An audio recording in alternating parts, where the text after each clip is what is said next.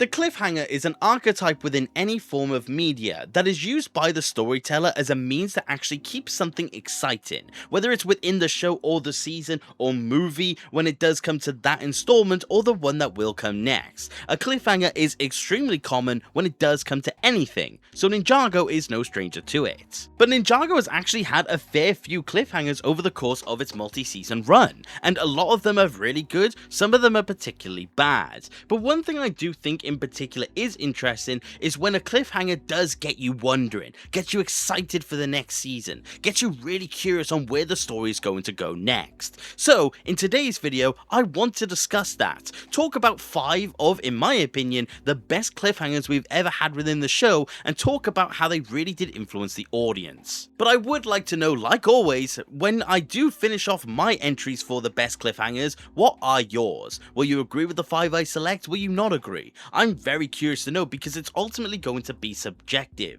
But I do think regardless of it, let me get into it and let me talk to you about some of Ninjago's best cliffhangers because I just love them.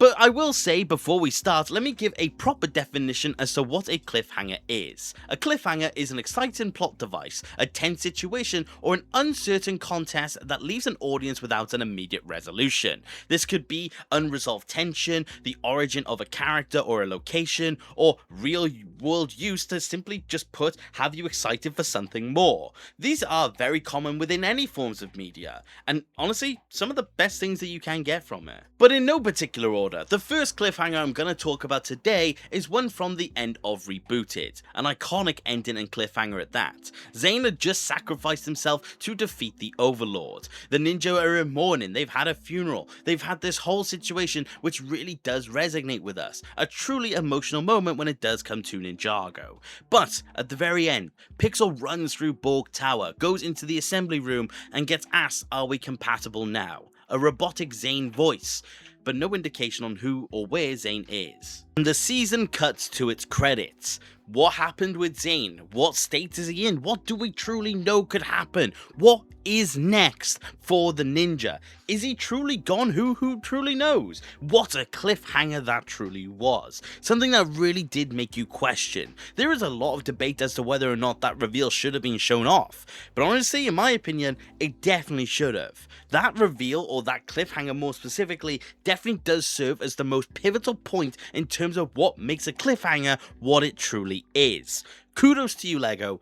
For one of the first, it was definitely one of the greats. Our second cliffhanger, one that came from season 7. At the very end, we get a cliffhanger that shows the ninja in a state of somber. Wu had just been lost in time. We don't know where he is or when he is. What is truly happening with the master? The ninja reunite behind Lloyd, who's going to take up the mantle, and the season ends saying one thing: where is Wu?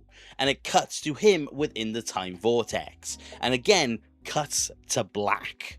Again, an amazing cliffhanger, and I think the timing of it as well was a very major factor here. The fact is that we knew that what we were going to get next was the Ninjago movie, so it was going to be a fair amount of time until we truly got the answer to that question, if at all. We had to wait a long time to know where the true meaning of that cliffhanger did lie. Something that I think a lot of people still remember to this day. Something that a lot of people were truly wondering what was going to be. And even then, the season didn't open with the answers. We had to work for those answers. We didn't know where Wu was until about halfway through the next season. So the mystery and the cliffhanger was truly something special to see. The third cliffhanger to talk about comes from season 8 itself. Whilst it resolved one, it started a new one. The end of the season comes, and again we get to see all of the ninja in a very dire situation. The city has been overrun. Garmadon and the sons of Garmadon are all out in full force, and whilst they are trying to get away, they get caught.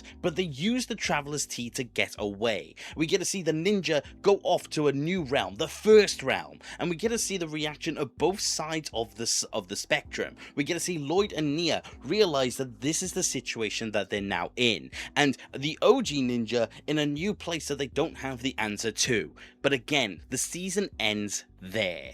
The ninja need to figure out what they're going to do. Lloyd and Nia need to understand that, as far as they can tell, the ninja are now gone. We had all of these things to look forward to when it did come to season 9. And it wasn't even just the case of the ninja. What was going to be now Garmadon had succeeded. Now the Sons of Garmadon had succeeded in their plan. What was going to happen in the following season? What was going to be the case when it did come to Ninjago's next installment? Sons of Garmadon, in my opinion, is one of the darkest endings of any Ninjago season. And honestly, this was certainly one thing that I was very excited to see when the season did end. Honestly, possibly one of the best ways that Ninjago could have ever have done it, but of course, Sons of Garmadon is as popular as it is for a reason. Our fourth cliffhanger, coming from Seabound. The ninja, at the very end, do not know how to stop Wojira, doing everything they can, but unfortunately, it was just simply too powerful of a being to be able to be stopped. Nia merges with the sea, defeats Wojira single-handedly, but the consequence of becoming one with the sea, losing sense of self and going away. The ninja have a funeral in honor of Nia, and we get to see towards the very end of it, Nia in the ocean. We get to see her enjoying herself, but seemingly not remembering her former self at the same time. All of the ninja are visibly upset, and again, that is where the season actually ends off. We have no indication on what's next. We don't know if Nia's going to return. We don't know how the ninja are going to react, how it's going to adjust for the show moving forth. Let's not, really acknowledge what truly happens. But again, we were wondering, we were theorizing, we were trying to figure out what was next for the ninja. We wanted to know, are they going to be able to adjust to know Nia? Are they going to try and get Nia back? Are we going to truly understand what is beyond when it does come to the merged sea? We had so many questions about where Nia was going to go, and we were vaguely assuming that we were going to get the answers. Luckily we did, to varying degree of success as to how they were executed, but besides that, again, we were just sat there really pondering what the consequences of this was going to be. But then our final one for today, Dragon's Rising Season 3 Part 2. The ending of a very controversial season, but definitely a cliffhanger that had many people wondering what was next. The ninja succeeded in defeating Thunderfang, reawakening the Archdragon of Focus. They were all returning home, feeling successful and ready to relax. But the portal gates no longer work correctly. They all get scattered to the far ends of the Ninjago merged lands. They all are very confused, not sure what to do next, and they all are just essentially on their own. But again, fade into black. But not fully, because we get to see that Raz has taken control of the portal gate, now with his Source Dragon icons in hand, and also Wu, we get to see that he is enacting the next stage of his plan. And again, we have to wait. And a very long time at that because of leaks.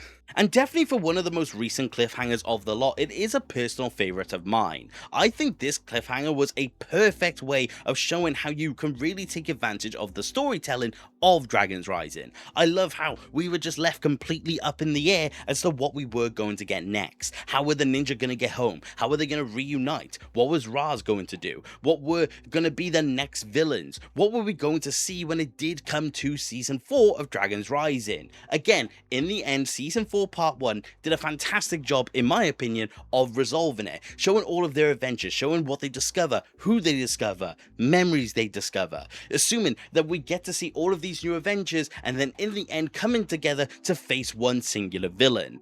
I really like the execution of this one, but honestly, the cliffhanger for it was definitely one of the personal highlights for me.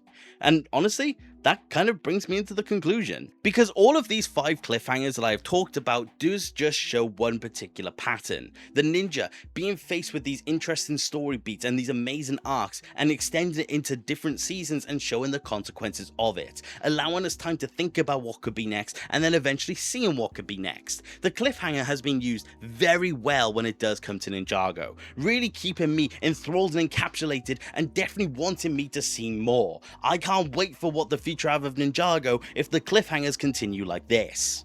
But like I said, this is where I want to know what your favourite cliffhanger is. Do you prefer any of the other ones I haven't mentioned today, like the Hunted cliffhanger, or Season 2's cliffhanger of Dragon's Rising, or Season 4 or 5's cliffhanger? There were so many that we can talk about, and I definitely want to know your thoughts on it, so yeah, please let me know. But for me, those are 5 of the best ones that we have ever seen. And thank you very much for watching the video, and I do hope you enjoyed, and if you did, please consider subscribing. I love discussing Ninjago with more people, and if you do want to support the channel any further, which you do not have to, you could always become a channel member and join the legends that you see on screen. Honestly, all of you that are supporting me by being a member, your support genuinely means so much to me. I cannot thank you enough, and it's always appreciated. But like I said, that's about it for today, and take care. Okay, bye!